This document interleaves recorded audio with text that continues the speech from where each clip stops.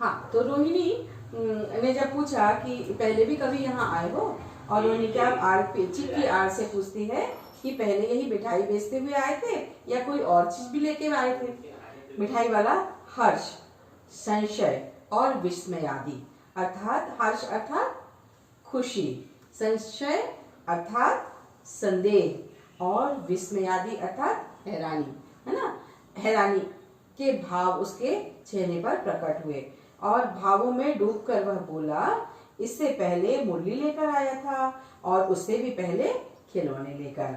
रोहिणी का अनुमान ठीक निकला।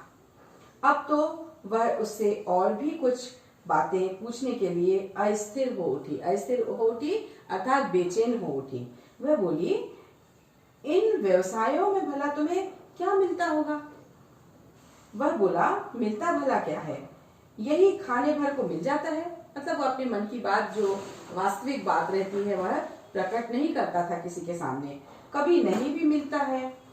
हाँ, संतोष, धीरज, संतोष अर्थात सब्र, धीरज अर्थात धैर्य, और कभी कभी असीम सुख अर्थात जिसकी सीमा ना हो, इतना सुख, है ना, जरूर मिलता है और यही मैं चाहता भी हूँ। सो कैसे, वह भी बताओ।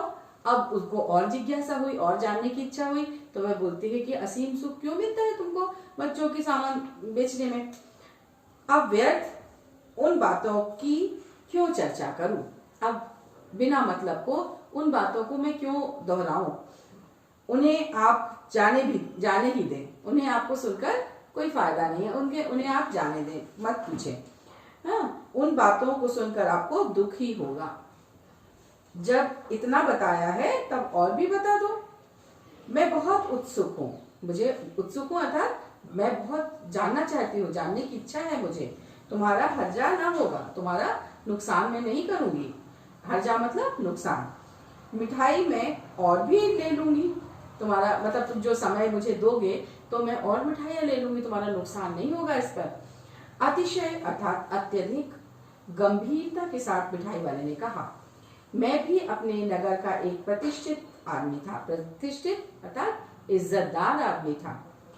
मकान, व्यवसाय, गाड़ी, घोड़े, नौकर चाकर सभी कुछ था। स्त्री थी, छोटे छोटे 2 बच्चे भी थे। स्त्री अर्थात पत्नी थी, बच्चे थे, 2 बच्चे थे। मेरा वह सोने का संसार था, अर्थात सोने के समान संसार था, मतलब बहुत अच्छा सुखी संसार था। बाहर संपत्ति का वैभव था, भीतर सांसारिक सुख था। मतलब मेरे पास पैसे भी थे और सुख थे पैसों के उसमें, और मैं बाहर मैंने वैभव अर्थात मैं संपन्न था, और मैं भीतर आंतरिक सुख था अर्थात मेरे मन में भी सुख था, मैं सुखी था, प्रसन्न था।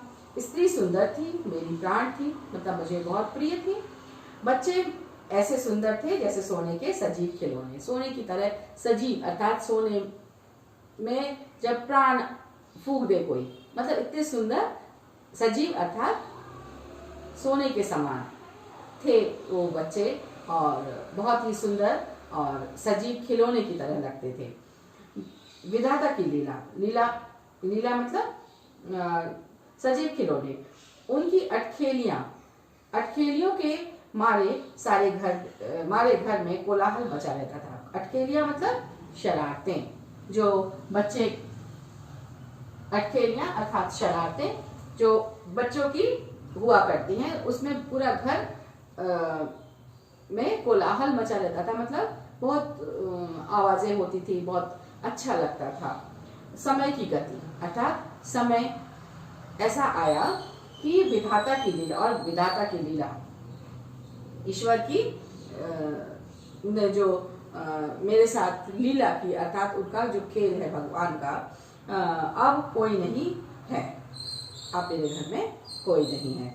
दादी प्राण नहीं निकले मेरे प्राण, मैं चाहता था कि मेरे प्राण निकल जाएं उनके जाने के बाद, लेकिन मेरे प्राण नहीं निकले, मैं अर्थात मुझे मृत्यु नहीं आई। इसलिए अपने उन बच्चों की खोज में निकला हूँ।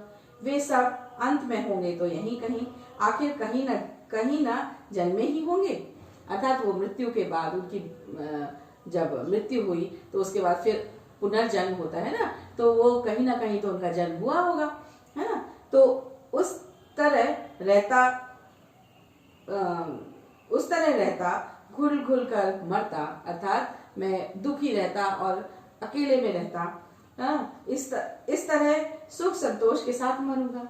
मुझे इन बच्चों के साथ सुख मिलता है और संतोष मिलता है कि उन बच्चों ने कहीं ना कहीं इन्हीं बच्चों के में उनका भी जन्म हुआ होगा और मैं उनके बीच में रहता हूँ तो खुशी मुझे मिलती है। इस तरह के जीवन में कभी कभी अपने उन बच्चों की एक झलक सी मिल जाती है। ऐसा जान पड़ता है जैसे वे इन्हीं में उछल कर हंस खेल रहे हैं। पैसों की कमी थोड़े ही है, आपकी दया से पैसे तो काफी हैं, जो नहीं है इस तरह उसी को पार जाता हूँ। अर्थात मुझे पास पैसों की कमी नहीं है, लेकिन जो नहीं है अर्थात बच्चे नहीं हैं, तो इस तरह से बच्चों के बीच में रहकर मैं उन बच्चों को फिर से पा जाता हूँ। रोहिणी ने अब मिठाई वाले की ओर देखा, उसकी आंखें आंसुओं से तर हैं। अब उसे आंसू आ जाते हैं, वह बहुत दुखी होता है। इस समय रोहिणी से लिपट कर उसका आंचल पकड़कर बोले, अम्मा मिठाई मुझसे लो। यह कहकर तत्काल कागज की 2 पुड़ियां मिठाइयों से भरी मिठाई वाले ने चुनमुनी को दे दी। रोहिणी ने भीतर से पैसे फेंक दिए। मिठाई वाले ने पेटी उठाई और कहा, अब इस बार ये पैसे न लूंगा। दादी बोली, अरे अरे ना अपने पैसे लिए जा भाई। तब तक आगे फिर सुनाई पड़ा उसी प्रकार मादक मृदुल स्वर में बच्चों को बहलाने वाला मिठाई वाला। बच्चों, इस तरह से ये बहुत मार्मिक कहानी है और आज हमने इसे पढ़ा। आपको जो मैं पाठ पढ़ाते समय बीच बीच में मैंने जो शब्दार्थ बताए उनका ध्यान रखकर उन्हें भी आप नोट डाउन कर सकते हैं। और जो वीडियो के समय मैंने 2 बार जब बनाया वीडियो तो दोनों में अलग अलग शब्दार्थ लिखे हैं, तो प्लीज़ आप इन शब्दार्थों को कॉपी में लिखेंगे और फिर इसके बाद में आपको प्रश्नों के उत्तर देंगे।